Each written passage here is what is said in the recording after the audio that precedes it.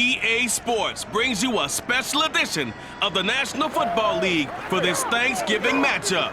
It's the Dolphins and the Browns on Thursday night.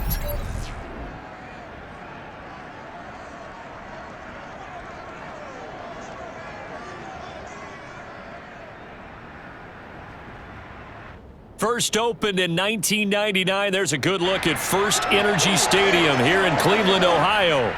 This was the scene a few minutes ago. The dog pound in full roar as their Browns emerge from their tunnel. And they're ready to go as they get set to match up with the Miami Dolphins.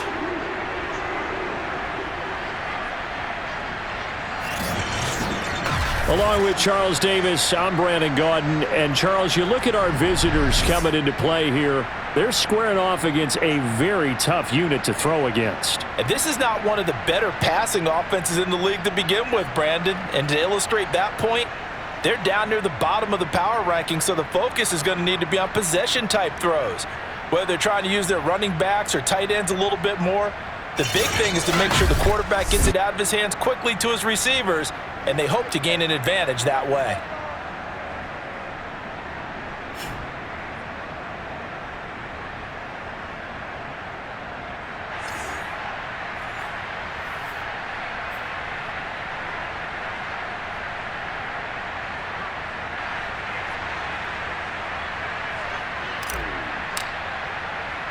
Time to set the old turducken aside and get ready for football as here we go on a Thanksgiving night.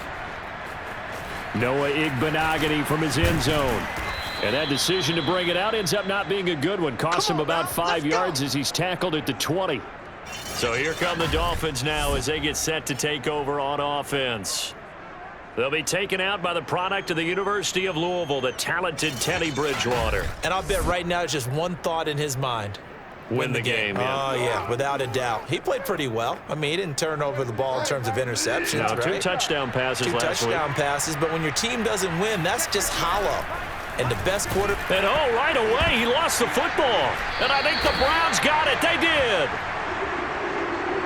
So here are the Browns now with great starting field position. Leading the charge will be their quarterback, always fun to watch, Deshaun Watson. And if you go by the numbers, he's had a Pro Bowl type season. And maybe that's even selling him a little bit short. He's the NFL leader.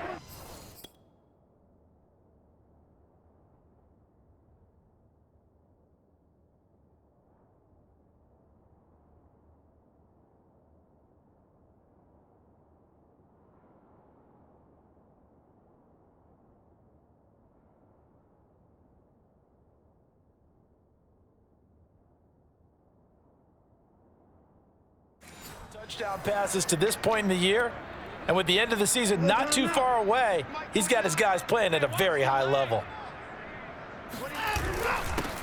A give. This is Chubb. And he'll be dropped at about the 11 after only a yard. A check on the numbers for Chubb from a week ago. 24 carries, 131 yards. And now that he's playing a Thursday night game, short week, you know he spent a lot of time in the trainer's room in the cold tub trying to get his legs back for this game. Second down, here's Chubb again. And he'll fight his way down inside the 10 to the 9-yard line. They follow up the first down 1-yard run with a minimal gain of 2. In danger of squandering their great field position as they come up on a 3rd and 7. Here's Watson. Throw left side, caught by the tight end Njoku. Oh, this is going to depend on the spot, but it's not a very generous one. He looks to be about a yard or so short. The completion good for only 6, and that'll bring up 4th.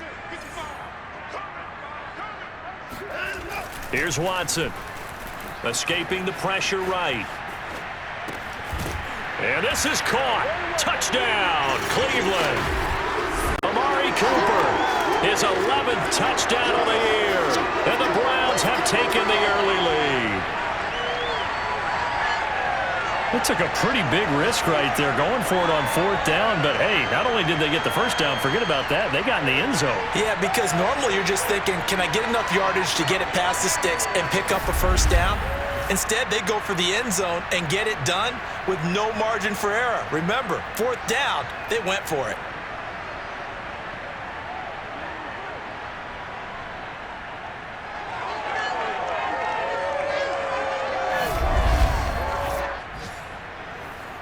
Chase McLaughlin on for the extra point.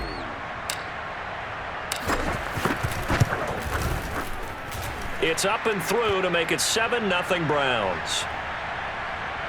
Just a 4-play drive that time. And it's capped off by the Browns touchdown. Out is the kickoff unit as they run up and send this one away. Igbenogany elects not to return it. The football will come out to the 25-yard line. So Miami coming out for their second drive. And they had the fumble last time that led to a touchdown. That's a no-no. We'll see what they do here this go-around. A big no-no. Put that in capital letters. Turning it over, the other team takes it down and scores. That can be a deflator for a football team. Now it's up to the offense to get back out on the field and pick things up. If they're out there, we'll see if they can pick those things back up. Throwing the out route and complete. That's Hill. If you're running out route, it's likely you're going to end up near the sideline. And what did we just see there? Toe tap. You got it. The benefits of practice. Toe tapping, foot dragging, picking it up, and making sure it was a catch.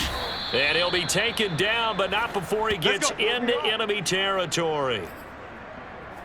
Back-to-back good plays have him on the move on first down. He's obviously a bit of a shorter running back. Sometimes when he goes up the middle like that, he gets lost in there and then he pops out for 10, 20 yards. I actually asked NFL linebackers if that was true. Do you actually lose sight of some of the smaller running backs? And all of them confirmed that that can be a problem. Think of it this way. Two of the top running backs in NFL history, Emmitt Smith, Barry Sanders, both 5'10". And that is caught. Touchdown, Miami. Tyreek Hill, his 4th touchdown on the year. And the Dolphins are an extra point away from tying up this football game. Well, he's been doing this for a lot of years with the arm strength still there, and he showed it off on that one. And as that ball was hanging in the air with the receiver streaking downfield to meet it, here in the stadium, you could just sense the crowd thinking, oh, no. And there were...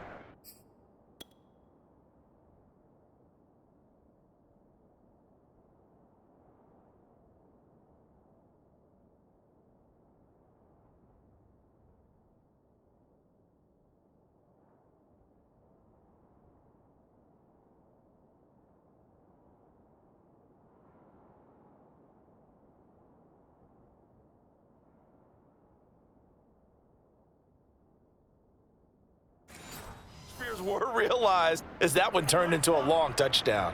Jason Sanders now for the extra point. It's up and good. So these teams match touchdowns here in the first quarter, and we're tied 7-7. The drive summary, 4 plays, 75 yards. So all even at 7 now as they kick it away. And it winds up in 6 points for the Dolphins. The return man is Graham. And he'll be tackled just shy of the 25.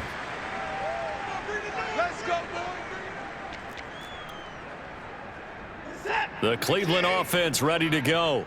And they come into this one riding that nice long win streak. And remember, next weekend is an open week for them. So if they can get the win here, a lot of momentum into that time off. It certainly is. And if you're wondering if anybody's saying, boy, this is coming at a bad time, we want to keep playing, the answer can be yes, because when teams are on a hot streak, they want to keep going. But what the veterans are telling the young guys in the locker room, an open week is always good, guys. Take it, and let's go with it.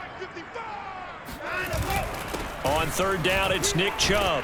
And he gets it to the 34. Good enough for the first. Brandon, what were they thinking on defense there? They looked like they were playing for the pass. That was 3rd and short. Yeah, it was an easy pickup because they handed it to him. That was way too easy. Just looked like absolute confusion defensively. Not sure why they were in that set. Yeah, I'd say you should have a few men in the box there.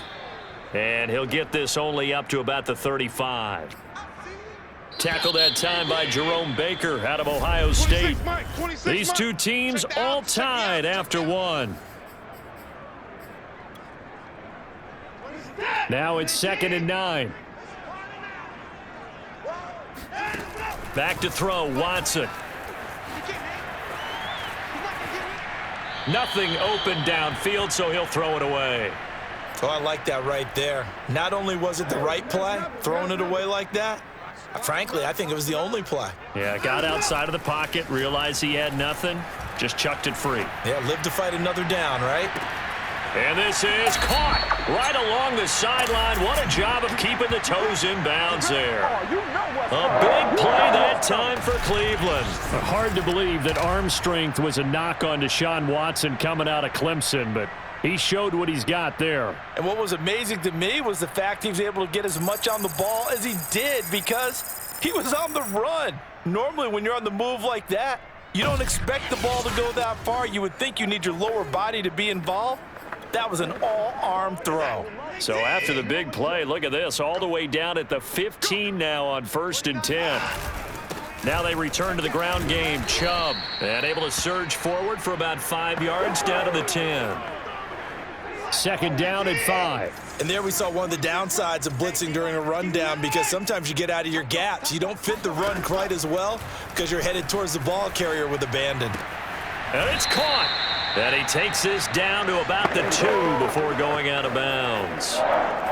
We talk about mobility on quarterbacks all the time. Here's where it really pays off. Able to move, evade, and is accurate throwing on the run and picking up a 1st down. You know that. And he takes this one in for a Brown score. Nick Chubb, his 21st touchdown of the season, and the Browns have taken the lead. So it was the passing game that got him down here, but closer to the goal line, it's the running game that gets him home.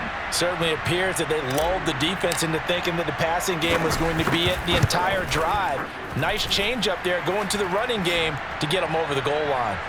Extra point by McLaughlin is up and good, and that makes the score 14-7. The kickoff team on the field now as they will send this one away.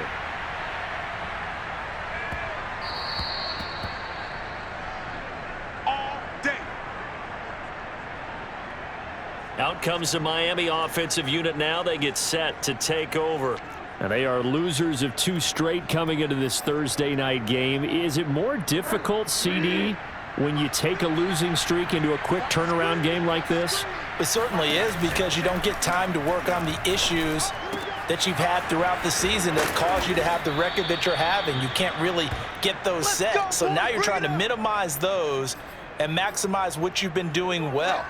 And I remember a game recently where one of the assistant coaches said to the head coach, forget our running back rotation. This guy has a hot hand, and they rode him to a victory. Those are things you have to look out for in games like this. And he's going to be met at the line of scrimmage and taken down. And now timeout is whistled as it appears there's a Brown shaken up on the play. While the training staff takes a peek, we'll take a break.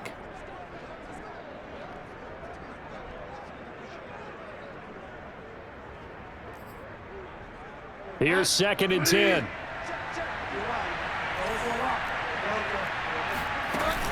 From the gun, a run with Mostert. And here's another tackle made at the line, so they're converging well on the football now.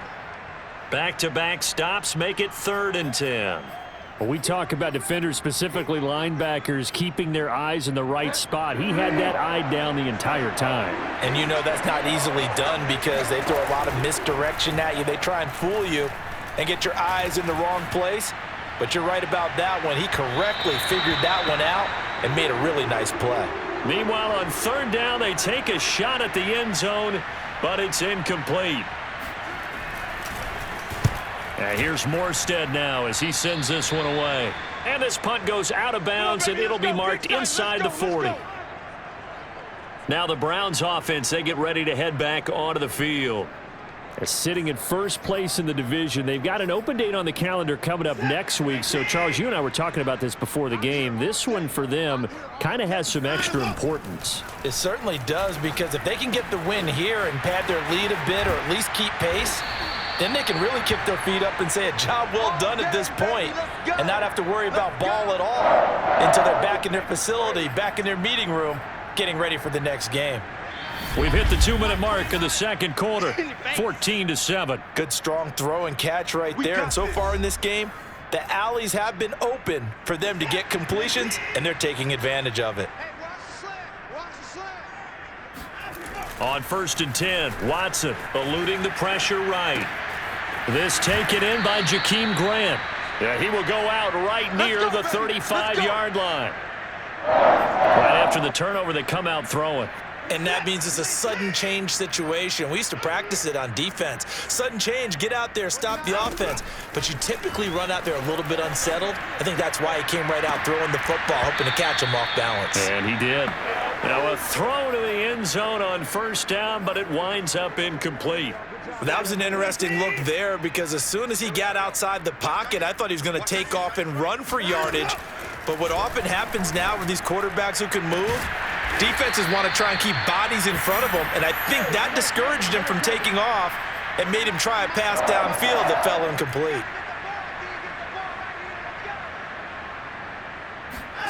From the red zone now, Watson. Firing quickly, but it's incomplete. No coverage bust by the defense here. They did a nice job accounting for everybody, and that led to an incompletion.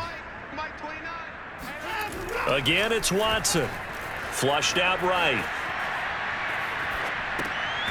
Sideline throw, it's complete. And a nice job there of keeping the toes in bounds. Now the Browns will use the first of their 3 timeouts as they'll talk it over here before what will be an important third down.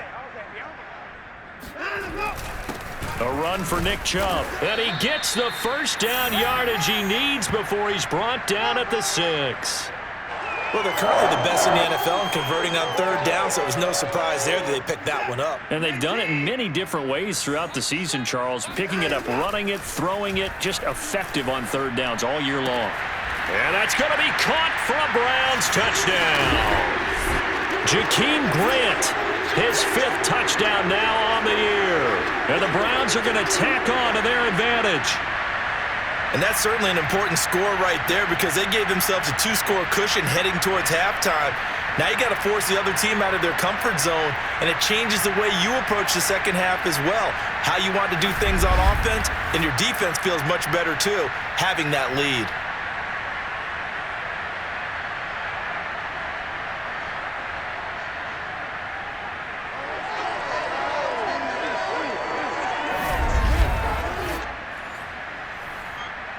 And I believe they buzzed down. They're going to take another look at this play with all reviews coming from the replay official here in the final 2 minutes of the half.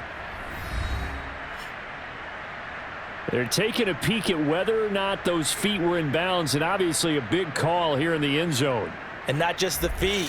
How about the hands? How is the ball possessed while the feet are hopefully getting down in bounds? That's what they're trying to look at to see if it all comes together.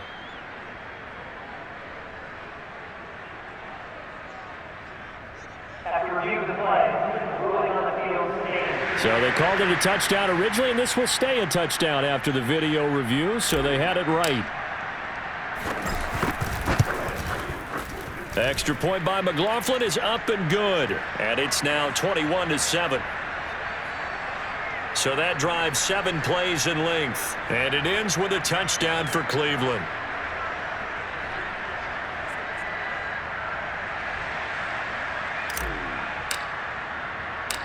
Set now to kick this one away, and off it goes.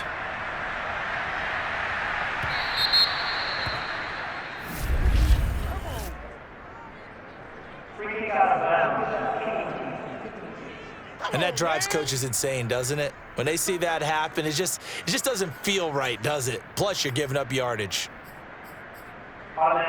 Good starting field position for the Dolphins as they have it 1st and 10 at the 40.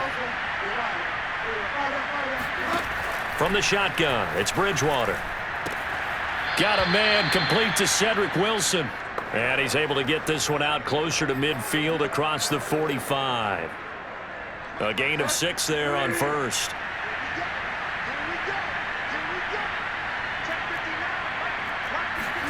Looking to throw again on 2nd down. Bridgewater. Oh, he's going to let this go for the end zone.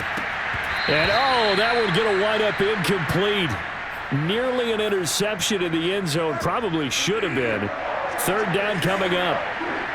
There is something to a game plan with trying to keep a defense honest. With a guy with that type of speed, you do so. Send him deep. Try and throw some air under it and hope you connect downfield. On that play, they were unsuccessful.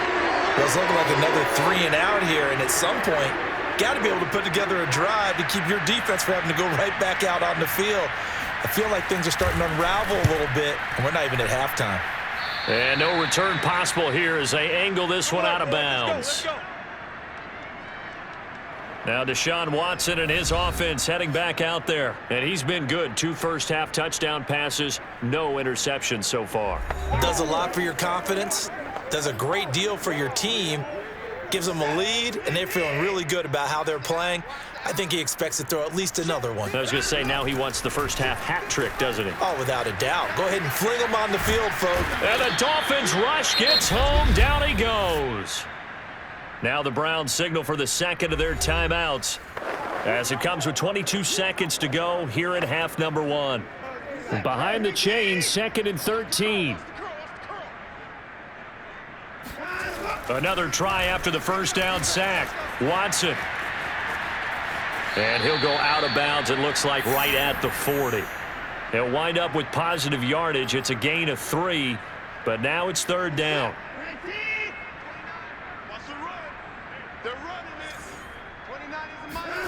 From the gun, here's Watson. He'll buy some time right. They go with a shuffle pass, and it's complete. And he'll be out of bounds up near the 45 at the 44. They get only 4 that time as that leads us to a 4th down. Watson going to stay out there as they'll go for it on 4th. On 4th down, Watson rolling to his left. And he'll be out of bounds just shy of the 40. And they line up now for what will likely be the last play of the first half.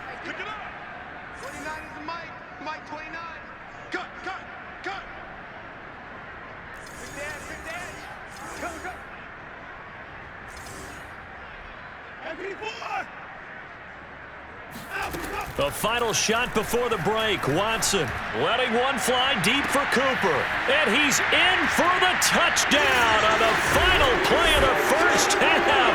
The prayer is answered. How did they get that done? And they extend their lead, a little added cushion into the lockers. What a way to finish. Tremendous way. That's momentum that they carry in with them. Can they convert it and bring it back out to start the 3rd quarter?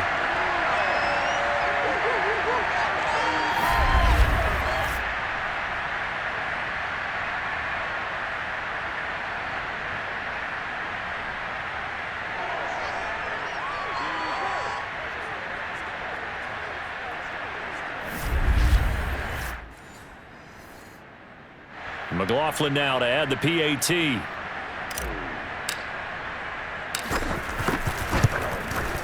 He knocks it through.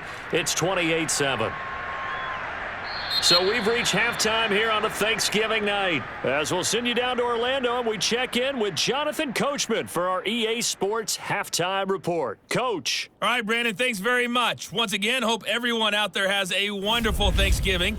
Settling down now to watch Thursday Night Football. Let's take a look ahead to what's coming here on the rest of this holiday weekend. Good games all over the screen there, one being at MetLife Stadium. A big one for the Jets, as they'll have to contend with the visiting Pittsburgh Steelers. More good stuff later in the afternoon, one being down in the desert, where it'll be the Cardinals at home in Glendale. Good stuff to follow on the West Coast in the afternoon window, one being out in Las Vegas, where it will be the Raiders. And one more to highlight, a good one on Sunday Night Football between the Kansas City Chiefs and the Tennessee Titans.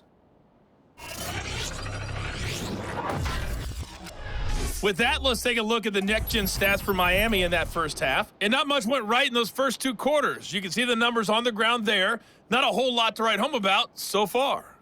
Meanwhile, for the Browns, you get a look at what they were able to do throwing the football. And whatever they've done, it's worked, as they have the lead through 2 quarters of play. Final adjustments being made in the locker room. We're just about set for the second half from Cleveland. And to bring it your way, we go back up to Brandon and Charles. All right, Coach, thank you very much as we welcome you back for quarter number 3. Grant, he will not return it, and his guys will begin at the 25. Deshaun Watson making his way back out, the focus of our players' spotlight, and a trio of touchdown passes so far. They've got the lead as well. All is good in their football world at this point. And it's so much fun for our colleagues, right? Think about our producer, our director, everyone putting together these shots. Wouldn't you love to be in the truck right now and hear him calling for it? Give me that one, give me that one, give me that one. And we just saw 3 beautiful touchdown passes. Now he's looking for 4. The Browns drive about to get started. And the first half definitely went their way, and this would seem to be a great opportunity to kind of put this game a little closer out of reach with a score here. Yeah, and it's a wonderful opportunity for them because if they can add 7 more to their lead before the other guys even see the football, that could be the decisive blow in this game. I think that's how they're eyeing it. That's how they're approaching it. On first down, it's Watson. Steps away. And he's left with no option here but to throw it away. Not his best throw there, but where we sit right now in the third quarter, he's had a pretty good game throwing the football. He certainly has, and it's not exactly the point where we're doing 4-minute offense yet, but they've got to think about, I'm not going to say milking the clock, but understanding clock management here on out. They get 7 out of that, so they're left with a 3rd and 3. Brandon, perfect defense in this situation would have meant that there was an incompletion. They would have picked it off. Okay, so they gave up the completion. But I really enjoyed watching how the defense stayed in sync, stayed in great communication. And as he dragged across each zone, you see him pointing, communicating. There he is, and they passed him off to each defender. Ended up making a nice play, even though it was complete. And with the play clock at 3, we'll get a signal and a timeout on the whistle. It's just their first, so 2 remaining as they burn one here in this third quarter. Now Chubb. And he brings this up to the 46. Good enough for the first. In the first half, he was held in check on the ground, but despite that lack of production, they still have the lead. Yeah, and they've got to feel fortunate about that. If they could actually get production from their lead horse, that would help open up this offense and widen this margin, too. And taking it across midfield and just shy of the 40. They've got the lead early here in the third quarter, and runs like that are how they established that lead in the first half. I love the fact that you're using the word lead because they are leading from the front, pounding on the defense right now with the running game, and truly establishing themselves here in the second half. On first down, they'll run with Chubb. And brought down, but able to get it to their 30-yard line. 51 yards rushing on 12 carries for him now. The CD a lot of times like to separate speed and quickness, and they've got a back that's both. We know that he's fast in the open field, but, man, his first step is so quick, too. It is something, isn't it? Because you think of that type of speed getting to the perimeter and turning upfield, but also when you run those inside runs, he can get into the secondary so fast the linebackers don't have a chance to react. Handoff comes to Chubb. And inside the 20 before he's brought down. 12 yards on back-to-back plays there, and that's another first down. A lot to praise on this drive, obviously. I know you're seeing what I'm seeing. Those guys up front, they're getting it done. Doesn't matter what play is called. They are handling their business at the line of scrimmage and dominating right now on this drive. So 1st and 10, and if they score on this drive, might have to start digging in our second half blowout material. A give running right is Chubb. And he gets this inside the 10 to the 9. It's also a gain of 9. The last run got 9. That leaves him with 2nd and a yard. On the ground, it's Chubb. Now after the running play, we've got a man down on the field. Well, he gets attended to. We'll step aside.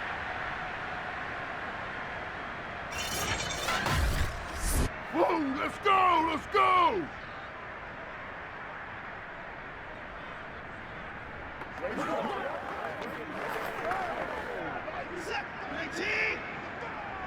Gotta do better. Come on, QB, come on.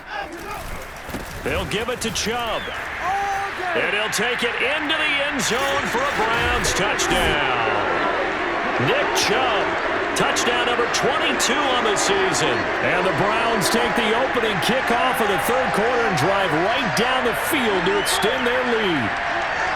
And he certainly played a pivotal role with those 2 TDs and why they're up on the scoreboard right now. Well, someone's all about winning, aren't they? Because he's not worried about the number. Sure, it's great to have 2 touchdowns.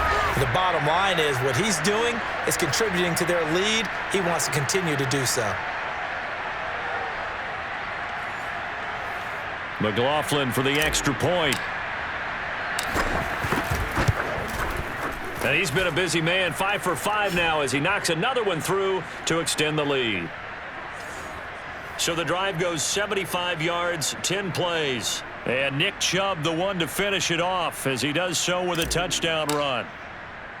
The kickoff unit is out on the field and they will send this one away. And that'll be a little too hot to handle as it will skip through the end zone for a touchback here. So here are the Dolphins now. They get ready for their first possession of the second half. And here we are almost through 3 quarters of play, and this passing game still has not really found any kind of rhythm. Put it mildly, because they're not even over 100 yards yet. And in today's NFL, where it's a pass-first league, that is quite surprising. Not many teams patient enough to stick with the run. Everybody wants to advance the ball through the air. They've got to get their timing back. And he sneaks his way forward only for a couple here. Second down. Well, it's time for them to be good teammates right here. And what I mean by that is possess the ball for a little while. Get at least 2 first downs. Give their defense a chance to settle down a little bit after they give up a touchdown. From the 27, Bridgewater. He'll get this into the hands of Mostert. And brought down, but not before reaching the 45-yard line.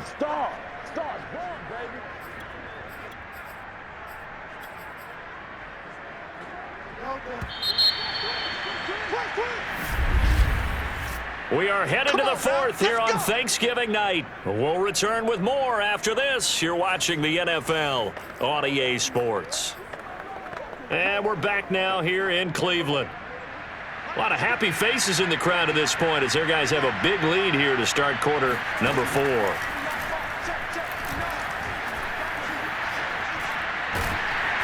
And the Browns pressure gets to him that time, and he's going to go down. Myles Garrett, he's the one to get him, and that is sack number 7 for him on the year. And you could say that is just another cherry on top for this defense and that entire team. But really, this defense has sparked what's been an impressive effort here in this one. And I notice you used the word sparked because you're not seeing that on the other side of the ball, are you? The offense right now, the spark has left their game, and it's been because of what you described, that defensive pressure.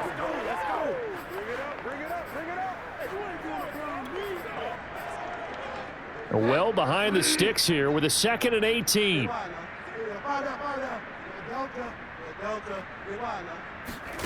Another try after the first down sack. Bridgewater. Now he's going to send this one deep right side. Oh, wide open, complete. And down to the 20. It's a big play there for Miami. Defensively, I know they have the comfortable lead here in the 4th, but they do not want to give up big plays like that. They want to finish strong. So oftentimes in this situation, you tighten up underneath in your coverage, and you bring your safeties back. They can pick up anything that leaks through. But in the meantime, upfield, you're making plays on the football. I think they like this drive a little bit better there, partner. Running game helping out, picking up some of the slack. Because remember, the last drive, they went 3 and out. Here's Mostert. He pushes forward for maybe 3 down to the 6-yard line.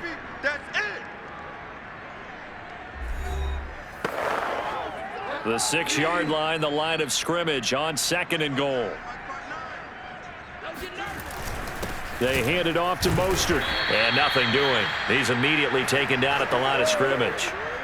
It'll go as no gain on the play, and now they're looking at a 3rd and goal. Defensively, I think they can smell a stop. Ball right around the 5 here, brings up 3rd. And I think what they've done is they put doubt in the minds of the offensive guys. What do we do? Because now you don't have a go-to play. Either side they pick, throwing it, running it, it won't be easy. 3rd and goal, trying to make that scoreboard at least a little more respectable. Bridgewater.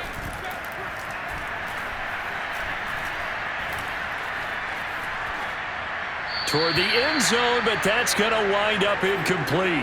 Defensively, you look at the numbers. Another incomplete pass that we just saw, and they're under 200 yards passing for the game, so they've done their job on that side of the ball. Yeah, recently I was actually working a game where a quarterback had a streak of 5 straight games without a 200-yard game, and that was it. And that is caught. Well, they're going to see this one to the end. They get a score, but pretty much an exercise in futility right now. Still down big.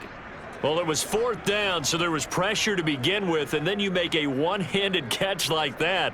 What a play. Just when you thought your blood pressure couldn't get any higher after having called.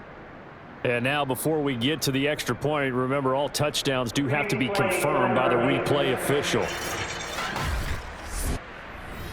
They're taking a peek at whether or not those feet were in bounds, and obviously a big call here in the end zone. And not just the feet. How about the hands? How is the ball possessed while the feet are hopefully getting down in bounds? That's what they're trying to look at to see if it all comes together.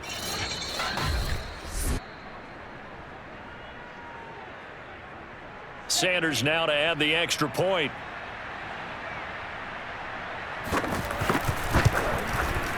It's good, and it's now 35-14.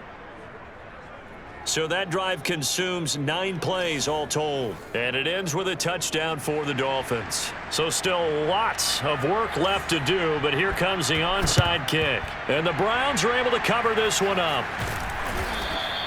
Well, 4th quarter, they felt like they needed the football back. Unfortunately, they couldn't get it. And I know we've brought analytics into the game, and someone has said here that the data says that when a team's expecting an onside kick, 80% of the time, the team expecting it, they do actually recover the ball, which is what we saw here. I just wonder if that number is much more of a anecdotal type of a number. Kind of like when the coaches tell us, well, when you score on special teams, 93% of the time you win the game. I'm still waiting to see that number is empirical. 2nd down, here's Chubb again. And he'll get this forward only for about a yard, as that's going to take us to the 2-minute warning.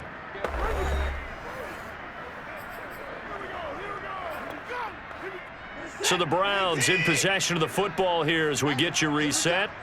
They've got a 3rd down now as they look for one more 1st down to help salt this one away.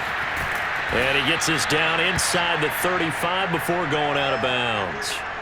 With nowhere to throw it, decided to scramble, and a nice job, CD. Got the yardage that he needed. Yeah, and his teammates are certainly going to appreciate that effort, even if his coaches don't, because they would have wanted him to slide and protect himself.